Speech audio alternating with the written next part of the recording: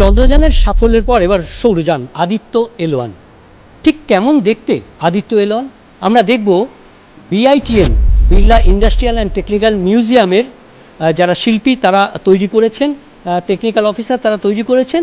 আমার সঙ্গে Birla industrial and technical মিউজিয়ামের টেকনিক্যাল অফিসার তরুণ দাস রয়েছেন।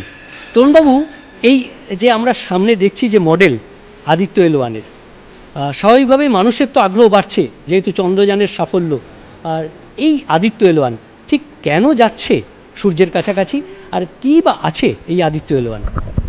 আপনারা নিশ্চয়ই জানেন যে পৃথিবী থেকে সূর্যের দূরত্ব হচ্ছে 15 কোটি কিলোমিটার। তো এবার প্রশ্ন যেটা হলো যে পৃথিবী থেকে সূর্যের দূরত্ব যদি 15 কোটি কিলোমিটার হয়, আমরা এই যে আদিত্য এল1 যে যানটাকে আমরা পাঠাচ্ছি, এইটা 15 লক্ষ কিলোমিটার দূরে। অর্থাৎ কি না, আমাদের পৃথিবী থেকে চাঁদের যা দূরত্ব তার থেকে প্রায় 4 গুণ দূরে আমরা পাঠাচ্ছি। আমাদের যে চন্দ্রযান গিয়েছিল তার থেকে প্রায় 4 গুণ দূরত্ব বেশি। এবারে সবার মনে একটা ধারণা হতে পারে যে এই যে আমাদের আদিত্য এল1 মিশন বা আদিত্য এল1 যে যান যাচ্ছে সেটা মানে সূর্যের কাছাকাছি পৌঁছে যাচ্ছে, সেটা তো সম্ভব নয়। কারণ 15 কোটি কিলোমিটার আর 15 লক্ষ কিলোমিটারের মধ্যে অনেক তফাৎ আছে। আমরা পৃথিবী থেকে অ্যাটমসফিয়ারের বাইরে গিয়ে আমরা এই আদিত্যযানকে কেন পাঠাচ্ছি? কারণ আমরা জানি পৃথিবীর যে চৌম্বক ক্ষেত্র, পৃথিবীর যে বায়ুমণ্ডল আছে, সেটা আমাদের অনেক কিছু অবজারভেশন বা পরীক্ষা নিরীক্ষা করার কাজে বাধা দেয়। সেটা আমাদের প্রোটেক্টিভ লেয়ার হিসেবে কাজ করে, আমাদের বাঁচায় কোনো কোনো ক্ষেত্রে। কিন্তু কোনো কোনো ক্ষেত্রে গবেষণার জন্য আমাদের পৃথিবীর বাইরেও যেতে হয়, ঠিক যেমনভাবে আমাদের স্পেস টেলিস্কোপগুলো আছে। তো আমাদের আমাদের আদিত্যযান পাঠানোর মূল উদ্দেশ্য যেটা হচ্ছে যে বায়ুমণ্ডলের বাইরে গিয়ে, পৃথিবীর চৌম্বক ক্ষেত্রের বাইরে গিয়ে 15 লক্ষ কিলোমিটার দূরে গিয়ে যে ল্যাগ্রাঞ্জ পয়েন্ট 1 আছে সেখানে পৌঁছানো। এই ল্যাগ্রাঞ্জ পয়েন্ট 1 ব্যাপারটা কি? যেখানে সূর্য এবং পৃথিবীর মধ্যেখানে এমন একটা জায়গায় যেখানে এই যানটা একদম স্টেবল হয়ে থাকবে এবং সেখানে কোনো গ্রহণ হবে না।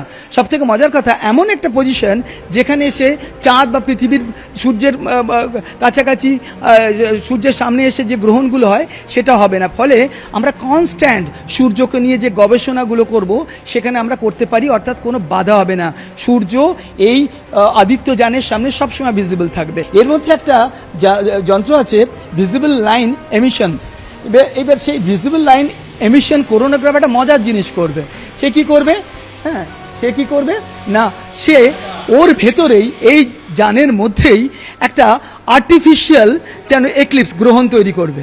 মানে অর্থাৎ সূর্যের যে প্রখর তেজটা, তার ইন্টেন্সিটি অফ লাইটটাকে আমরা কিছুক্ষণের জন্য যেন কিছুটা বাধা দেব, দিয়ে আমাদের যে সূর্যের যে করোনা তা নিয়ে যে গবেষণা সে ওর মধ্যেই করতে পারবে। এই যে অনেক কিছু আমরা দেখতে পাচ্ছি, পাশেও এই সোলার প্যানেল রয়েছে, ঠিক কোন অংশের কি কাজ যদি আমি আপনাকে বলি। সোলার প্যানেল মানে দেখবেন এটা যখন পাঠানো হবে তখন দুটো মোড়া থাকবে, যখন খোলা হয়ে যাবে তখন এই সৌরশক্তি, আপনি জানেন আমি একটু আগে বলেছি ল্যাগ্রাঞ্জ এল1 পয়েন্টে যাচ্ছে, তার মানে ওইখানে আমার যেহেতু কোনো বাধা নেই, সৌরশক্তির আমার অঢেল একটা সরবরাহ থাকছে। আমার যন্ত্রপাতি আমার সেগুলো কাজ করার জন্য এগুলো যথেষ্ট প্রয়োজন। আমরা তো শুধু নিলেই তো হবে না, ওর যে তথ্যগুলো আমাদের পাঠাতে হবে, সেখানকার মধ্যে যে আমরা কোড পাঠাবো বা ও যে আমাদের সিগন্যালের মাধ্যমে পাঠাবে, সেই সব যন্ত্রপাতি এখানে আছে। আমাদের প্রত্যেকটা অংশ এখন আমি যেটা বলছিলাম ভিএলইসি পার্ট, সেটা এর ভেতরেই পার্ট। বাইরে থেকে আমরা অতটা দেখতে পাবো না, কিন্তু বাইরে থেকে সূর্যকে দেখার জন্য যতটুকু উইন্ডো খোলা সেটা খোলা হবে। আমাদের যে সমস্ত, যেমন ধরুন আল্ট্রাভায়োলেট রে, ঠিক আছে, আমাদের তার যে ইমেজ, তারকে তুলে এই যে অতিবেগুনি রশ্মি, এই যে সূর্যের চৌম্বক ক্ষেত্র, আপনি জানেন কমিউনিকেশন যোগাযোগ ব্যবস্থার ক্ষেত্রে একটা বিশাল সৌরঝড় কখনো কখনো প্রতি 11 বছরে যেটা বৃদ্ধি পেতে থাকে, একটা সাইকেল হতে থাকে, তার কি প্রভাব, এর হিট কি প্রভাব করছে, ওর অ্যাটমসফিয়ারে টেম্পারেচার ডিফারেন্স কি হয়, তার কি প্রভাব পৃথিবীর উপর পড়ে। আমরা যে পরবর্তী যে যদি কোনো গ্রহে আমরা যাই, সেখানে সূর্যের আলোটাকে আমরা কত কাজে লাগাতে পারি, এই সমস্ত ক্রিয়াকর্ম আমাদের করবে। আমাদের ইউনিকনেস এটাই হচ্ছে যে আমাদের এই আদিত্যযান যে 15 লক্ষ কিলোমিটার গিয়ে, আমরা মানি সেখানে সৌহ আছে, অন্য জায়গা থেকে পাঠানো হচ্ছে, কিন্তু সেই জায়গাটা আমাদের পৌঁছানোটা ভারতবর্ষের একটা প্রথম সোলার স্পেসক্রাফট হিসেবে সত্যি গর্বের বিষয়। আদিত্য যান আমাদের প্রথম, আমরা সেখানে ঠিকমতো ওটা লঞ্চ করে ঠিকমতো জায়গায় প্রায় 109 দিন মানে প্রায় 4 মাস ধরে যাবে। এবং সবথেকে বড় কথা, অন্য দেশের সঙ্গে আমাদের আর একটা প্লাস পয়েন্ট এখানে চলে আসছে, খরচ মাত্র 400 কোটি টাকার মধ্যে পুরো ব্যাপারটা ঘটে যাচ্ছে।